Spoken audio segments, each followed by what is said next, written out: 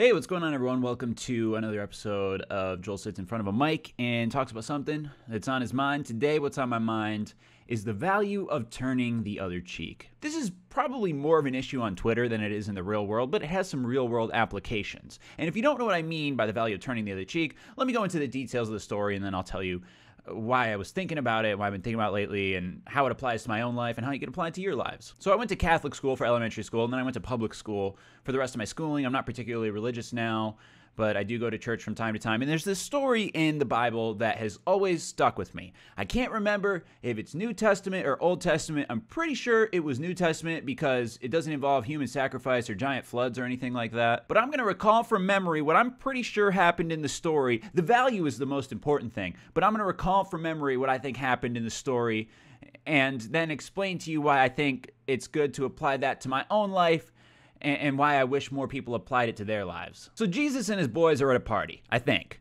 It was probably one of those old school keggers before kegs were invented. I think beer was invented at the time. I would hope so. Otherwise, I wouldn't want to live in that time. And Jesus and his boys were at a party, and his boy, damn, what were their fucking names? I have a Bible here, too. And I have all these sticky notes in the Bible because I was going to do a video where I read all these weird Bible verses for something else that didn't have anything to do with religion. Like, peep this one. This one's in the actual Bible. Yet she became more and more promiscuous as she recalled the days of her youth when she was a prostitute in Egypt. There she lusted after her lovers, whose genitals were like those of donkeys, and whose emission was like that of horses.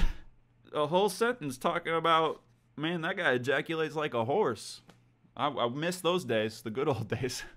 Back when they had those horse ejaculations. In any event, in the story is like Jesus and his boys are at a party, let's say, and someone walks up and slaps his boy, Judah, or whatever his name would be, in the face for whatever reason. And Judah's like, oh, square up, boy. You want to go? Let's go. And Jesus is like, whoa, let's slow down, Judah. Turn the other cheek. Let him slap your other cheek. And Judah's like, for real? And obviously they got a lot of respect for Jesus because he's Jesus. Judah's a little perturbed, and he asks Jesus to explain why he should turn the other cheek, and Jesus is like, just do it, bitch. Now that I'm telling the story, I'm feeling like what happens in the story is important, so I should look this up. All right, it's from the book of Matthew. You heard it was said, eye for an eye and tooth for a tooth, but I tell you, do not resist an evil person. If anyone slaps you on the right cheek, turn to them the other cheek also, and if anyone wants to sue you and take your shirt, hand over your coat as well? You are violating my rights to not have an erection in public by wearing a shirt that looks that good. Let me just sue you. Man, biblical times were weird as fuck. But in any event, the moral of the story is to resist revenge. This insatiable human urge to right those people that have wronged us by wronging them. If you could rank a scale of emotions, anger and hate have to be near the top, and then revenge is hate's little buddy that hangs out with him. And you think you can use revenge to get to happiness, which is love's little buddy, but it doesn't work that way.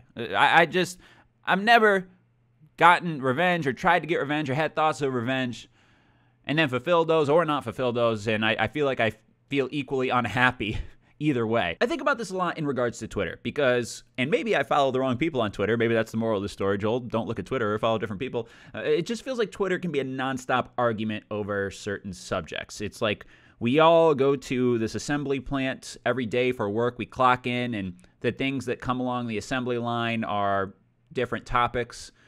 I stand in front of the topic and the person stands on the other side and we argue about it. And I don't really even engage in these arguments. I don't tweet all that often other than for video or streaming related things. But I certainly watch the arguments, and it makes me concerned that people seem to find so much joy in trying to make other people upset. I think this mostly happens on political Twitter. Again, I don't know how applicable this is to real life, but it's also applicable to my relationship with my wife. And by the way, before we get too much farther, I don't think that story means don't stand up for yourself. If someone is trying to take advantage of you, if someone is trying to take your own happiness to gain their own, in a lot of situations, it is right to stand up for yourself, to stand up against bullying, to stand up against being taken advantage of in the workplace. But in my relationship with my wife, sometimes I'll get upset about things, and I'm sure she gets upset about many things. Being married to me, I'm an unclean person, I yell at video games, there's many things she could pick on from me, but to be happy in a relationship and to be happy as a couple and to find the things we love about each other in each other every single day, sometimes you just have to let some things go. Sometimes I have to make the bed, even if I've made it 5 days in a row, and that is not even a true story because it's usually the other way around. That's something that my wife would do. What's something that she does that bothers me?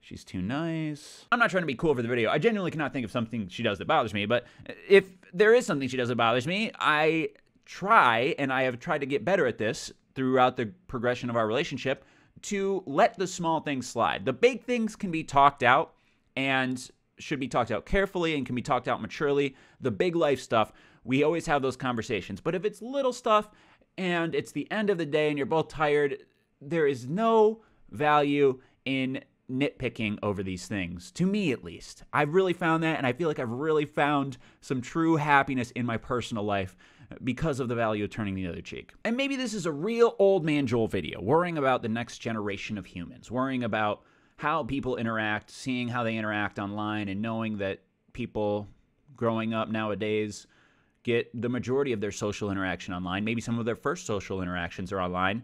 And I worry about how that shapes people's brains moving forward. And I don't even know how I'm going to teach this to my own kids. Like I said, I'm not particularly religious anymore. Did I say that? I'm not particularly religious anymore. I go to church from time to time with family, but I don't really practice in my own life. And I watch R-rated movies at home. I don't know. And I don't know how I'm going to deal with this with my own kids. It's a conversation I have with Megan as we want to have kids, and we talk about how we want to raise our kids. But I want to instill this value in my children that you don't eradicate hate by hating the hate away from the world. I really like that Martin Luther King Jr. quote. What is it? Light or darkness can not drive out darkness, only light can do that. Maybe I should just look up these damn quotes. I don't even know what I'm talking about. So the quote is, darkness cannot drive out darkness, only light can do that. Hate cannot drive out hate, only love can do that. Side note, this article is telling me that this is a fake quote, actually. Dr. Martin Luther King Jr. never said this. That just destroys my worldview. Not really. I mean, it's a good quote anyway. Doesn't matter who said it. Doesn't even matter if it's made up. It's beautifully written, and I think very true. Again, I don't want to pretend that we live in a world full of fairies and roses and rainbows. There's some times where you need to stick up for yourself. There's some arguments you're going to have or discussions you're going to have that are unpleasant, but to just make a sport out of insulting people over sensitive issues, over things that, I don't know. Well, in my mind, too, I think to myself sometimes people are getting too sensitive, but it's a back and forth because it's like on one hand, it feels like people are getting too sensitive, and then on the other hand, it's like, well, people, there's some sensitive people over here, and then there's some other people who are smacking up these sensitive people and are really enjoying it. And I don't know why. I mean, they seem to really be enjoying it. I don't think you can find true joy from fighting and arguing with other people and dwelling on the things that you dislike most about this world. I often try to think about all of the things I love in this world and all of the things that are good in this world. For all of the negativity we see, that's the first thing I think about when there's a mass shooting of some sort and violence across the world. It's like that Mr. Rogers quote, always look for the helpers, always look for the people that are helping people. And that Mr. Rogers documentary is out in my town on Friday, June 29th. I really want to watch that, but I am nervous I am going to cry. Actually, I know I will cry if I watch it because I was raised on Mr. Rogers and Arthur on PBS, those PBS shows, not that creepy Teletubby shit. But I want to watch the Mr. Rogers documentary, and I like that quote from him. When there's something bad going on, look for the helpers, look for the people who are helping.